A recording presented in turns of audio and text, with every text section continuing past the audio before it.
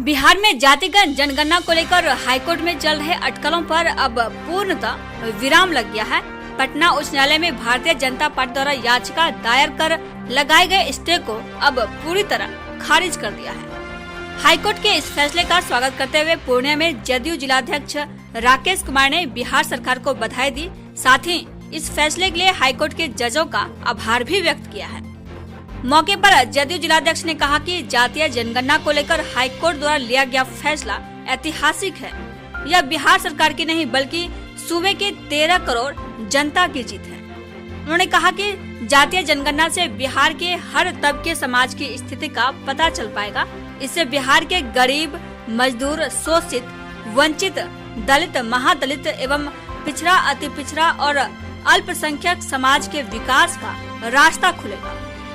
मौके पर जिलाध्यक्ष राकेश कुमार ने कहा कि भाजपा की सारी दलीलों को हाईकोर्ट ने खारिज कर यह बता दिया कि भारतीय जनता पार्टी लोगों को सिर्फ गुमराह करने का काम कर रही है। बिहार और देश की जनता 2024 लोकसभा चुनाव में भाजपा को इसका मुंहतोड़ जवाब देगी। उन्होंने कहा कि हाईकोर्ट के इस फैसले के बाद जातीय जनगणना को अब पूरे देश में लागू करवाने की पहल भी शुरू कर दी गई है।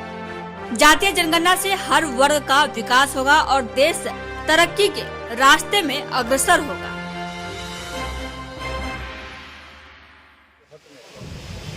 हाईकोर्ट का जो कल निर्णय आया है जातीय जनगणना सर्वेक्षण पर, यह किसी दलगत बात नहीं है, किसी दल की जीत नहीं है, ये पूरे बिहार की जीत है।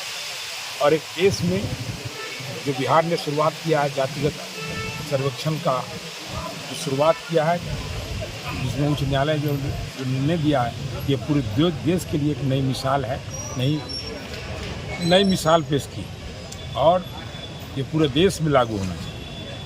कहा जाता था कि जातीय जनगणना कराना नीतीश कुमार की ईगो की भी बात, उसमें कहाँ तक सच्चाई है? देखिए, बिहार के लोग जानते हैं कि नीतीश जी की ईगो वगैरह नहीं है, वो काम करने वाले लोग हैं। वो इतना दिनों से काम करने के बाद लगा कि ज़मीन पर कुछ कमी रह गई। जातिगत व्यवस्था जो सामाजिक व्यवस्था बना हुआ है, उस कारण से भी कुछ लोग आज विकास के मुख्य धारा में नहीं आ पा रहा है।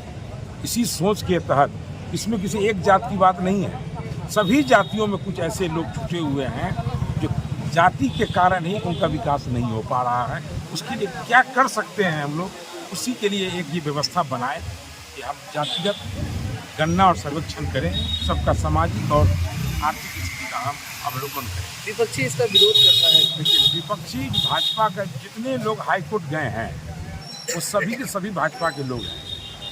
मुख्य जो उनका याचक करता है वो संगीत रागी नाम है। संगीत रागी भाजपा के लिए विभिन्न चैनलों पर भाजपा का पक्ष रखता है। वो आरएसएस का आदमी है और इससे ये साफ साबित होता है कि भाजपा किसी भी गरीब, गुरबे, पिछड़े, दलित, किसी के हित के लिए कोई काम करने को तैयार नहीं है। ये सिर्फ एक ड्रामा कर रहा है, देश में धर्म के नाम पर लोगों को लूट रहा है। लोगों को बर्बाद करने का जो आज देश में स्थिति है, वो सिर्फ धर्म के नाम पर ये कर रहा है और जो वाजिब में जनता को मिलना चाहिए वो नहीं दे पा रहा है। आपको नहीं लगता कि जितने भी सामाजिक कार्य या इस तरह के कृत्य जो किए जाते हैं तो सब राजनीति केंद्रित है? सबका उद्देश्य वही राजनीति है अंततः जाके? देखिए, ये हर दल, हर नेता पर लागू नहीं होता। जब देश में लोकतंत्र नहीं था, जब अंग्रेजों का, मुगलों का शासन था, उस समय भी सामाजिक कुरीतियाँ के लिए लड़ाई होती थी। उस समय भी लोग जो लड़ने वाले लोग होते थे, राजा मोहन राय हों या उनके जैसे और लोग भी हों जिन्होंने कुरीतियाँ के लिए लड़ा, उन लोगों को भी उस समय भी विरोध का सामना करना पड़ता था। इसलिए जब भी अच्छा काम होगा तो विरोध होगा।